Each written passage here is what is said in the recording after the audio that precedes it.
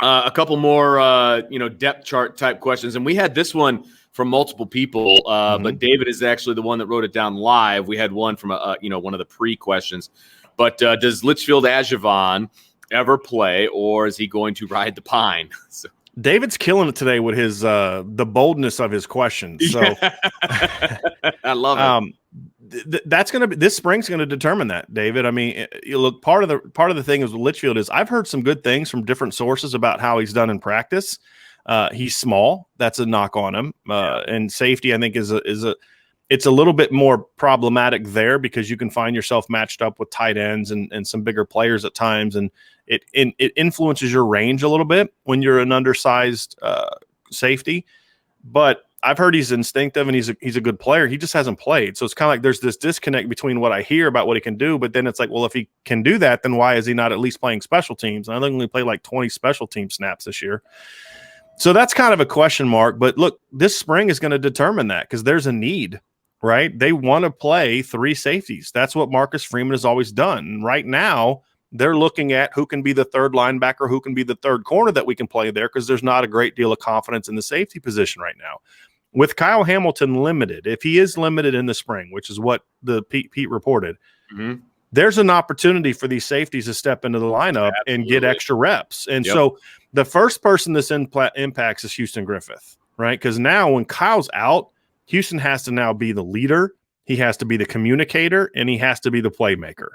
And so that's the opportunity Houston's been dying for, right? Now he's going to get it. I love it. And so it's sink or swim, right? You're throwing him to the deep end and saying sink or swim, you know?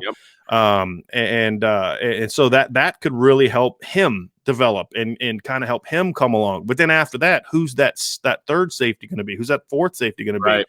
Right. And so obviously DJ Brown will get a shot at that. But this is an opportunity for Litchfield and Justin Walters, who's the early enrollee freshman, to kind of step in and play. For KJ Wallace, if they decide to keep him at safety, which I think he's going to be a bit of a swing guy. There's going to be extra reps at times this spring for those guys to show themselves. So that's why I say in a lot of ways, Kyle Hamilton kind of having an ankle injury that's not severe, because it's never a blessing to have a severe injury. It's a blessing because A, it's not a severe injury, and B, because this presents a position where you needed to get guys experience and opportunities and to test them. What can you do?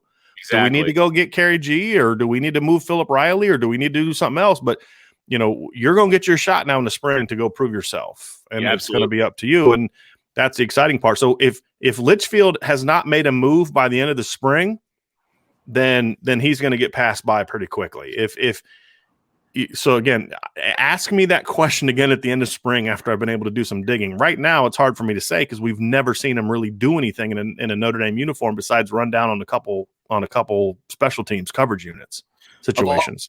Of all the positions where, and again, you don't wish for injuries, but of all the positions where I want more reps for depth, it's that safety position. I mean, because we just don't. Defense, on defense, we just don't know what that depth chart is going to look like and the numbers, and if they're going to move anybody there and all of that. And Kyle Hamilton is Kyle Hamilton.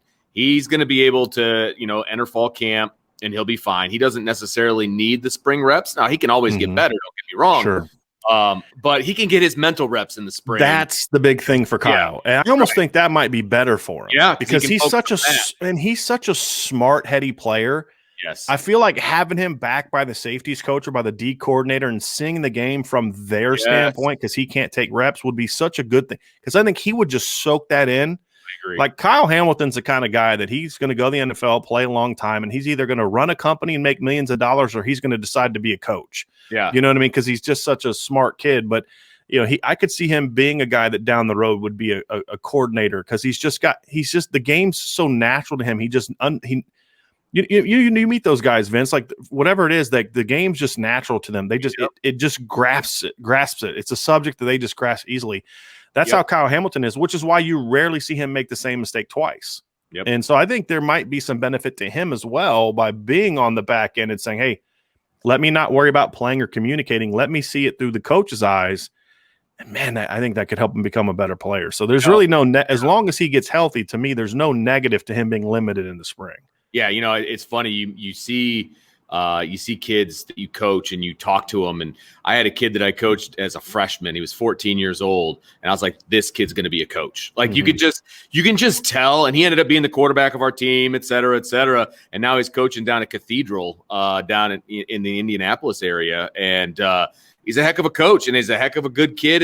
But you can just tell that was his path. You know what I mean? And it's the same situation. It's like you can tell guys who have it. Whether it's understanding of the game, how to explain the game to others, all of that you can tell. And I, from what you're gathering, or what I'm gathering from you, that's Kyle Hamilton. Absolutely. And, it's fun to play with those guys, man. It's fun, especially when they're freaky out and they're 6'4", 250 pounds that can run. Yeah, exactly. Well, speaking.